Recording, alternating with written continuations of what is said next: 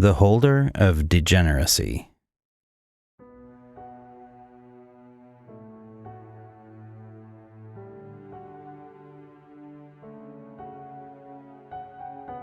In any city, in any country, go to any mental institution or halfway house you can get into and ask for the holder of degeneracy.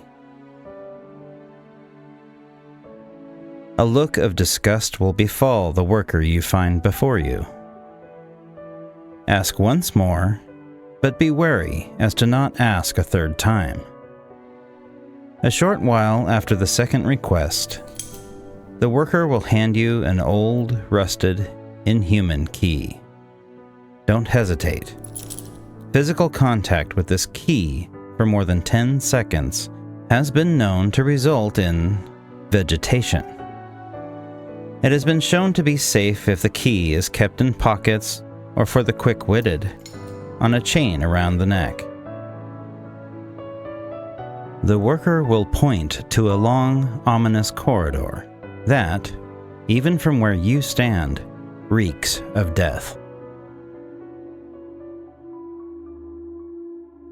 The feeling a seeker like yourself may get when looking on this hallway could be described in as simple a word as horror. The walls and floor are covered in what looks like feces, and it seems that there has also been a freshly applied layer of blood. Smells of methane and metal will fill your lungs and nostrils, but do not hold your breath. The degenerates will find you in this impossibly dark, yet clear, hall, and will not hesitate to tear you limb from limb. While you walk, footsteps not of your own will echo throughout the corridor. You will hear the mixture of laughter of a small child and a grown man, but do not look behind you, if you enjoy the gift of sight. Upon reaching the end of the corridor, you will find a door made of a material not far from tinted glass. Through it, one can see silhouettes. Knock on the door twice, and if you're lucky, a silhouette will respond by writing backwards on the glass. Find a way in. If you were to look closely, you could tell that there is no keyhole for the key, but the last period written seems to be about where one would be. If you are bright and understand this, then you will be able to unlock the door. But remember, don't hold the key for too long. Once the key has been turned, it will wither in your hand, and the door will open. Inside is a bright white room, the silhouette nowhere to be seen. In its place is a man with his eyes and mouth sewn shut, his head strapped into the headpiece of the electric chair he is bound to.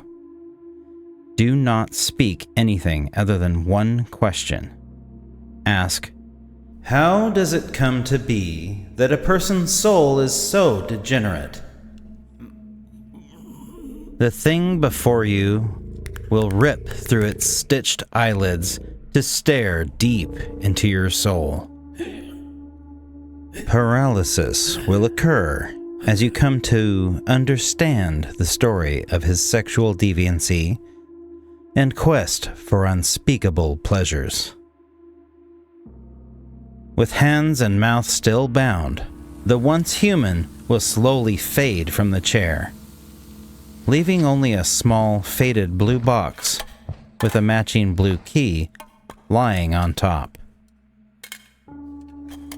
The blue box may never leave your person. If it is left anywhere, with it will be your 5 senses.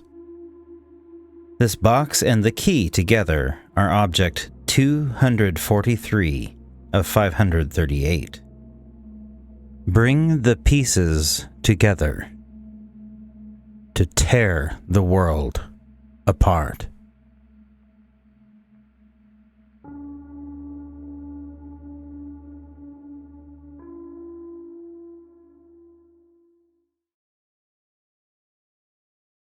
The holder of the Lionhearted.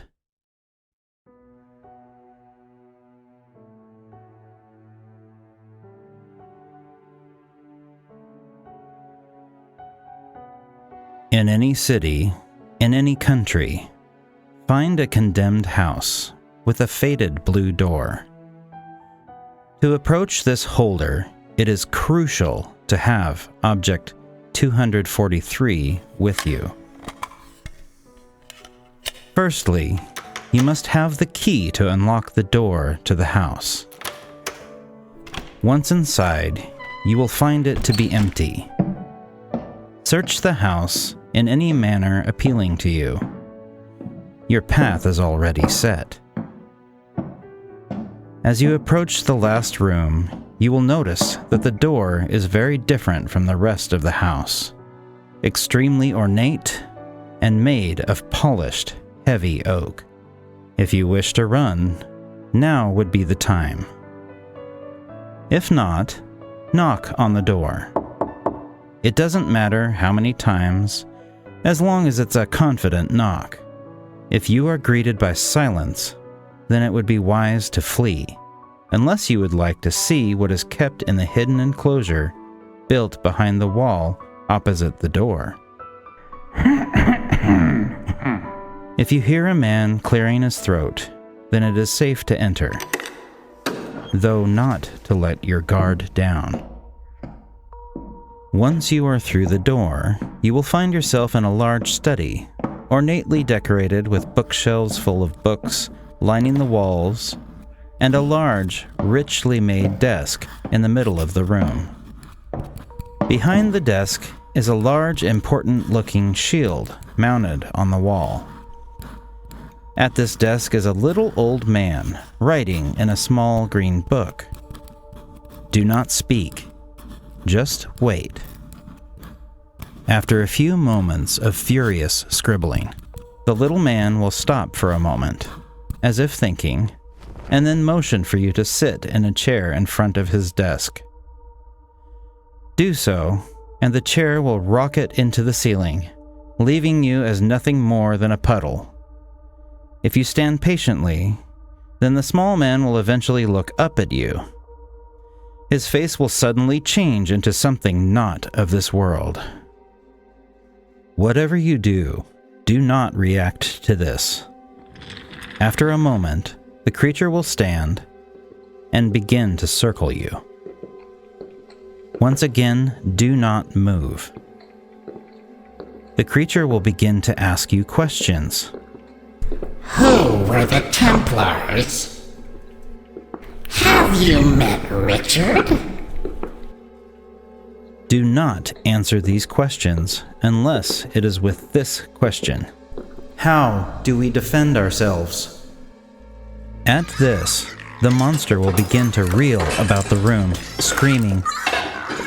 Through all of this, it is still crucial that you don't move. Though your legs will shake, your knees will try to give out, your arms will try to flail, and you will try to scream your insides out. Do not move. I pray that you are able to keep your composure while the monster reels and screams and rips apart the beautiful room. When at last the creature stops in front of you, brace for an impact. The creature will scream one final time. As it screams, the shield mounted above the desk behind it will shake on the wall. It will dislodge itself and shoot towards you. As it is about to collide with you, close your eyes and open the small blue box. Count to 10. 1, 2, 3, 4, 5, 6, 7, 8, 9, 10.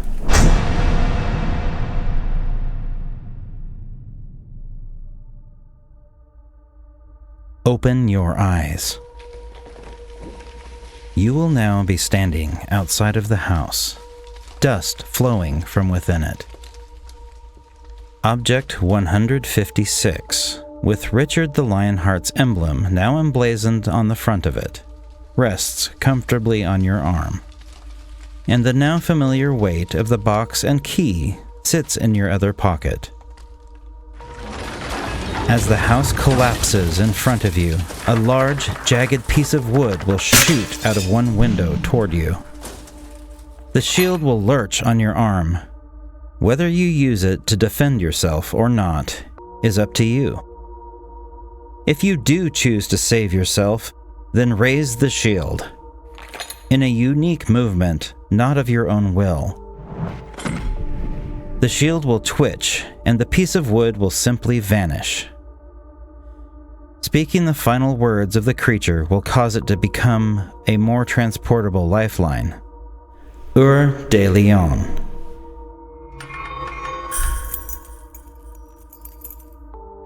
That's all you need to say to have a necklace with a shield pendant hanging from your neck. Though, this necklace can save you, or destroy the world. The emblem is Object 244 of 538.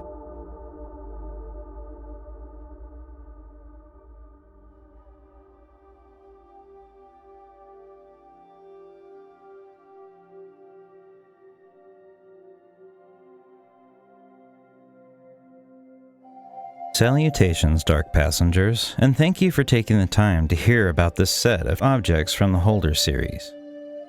I'd been slowly making progress on this one, and if you're following my narrations of the Holder objects closely, you might note that these two relate to the very first one I did, the Holder of the Shield. I'm going to take a break from the Holders for a while and focus more on longer stories with more impact. On that list, I have a longer piece by Santiago Del Mar coming for you next month, and another J.M. Nelson piece after that, alongside a rewrite of a classic creepypasta you may have heard of. I won't spoil it now, but I'm hoping to have it ready in time for Halloween. We shall see how much storytelling my schedule allows in the coming weeks. One last note. The channel has reached 2,000 subscribers. Thank you so much, those of you who've stuck around to listen to the stories I present.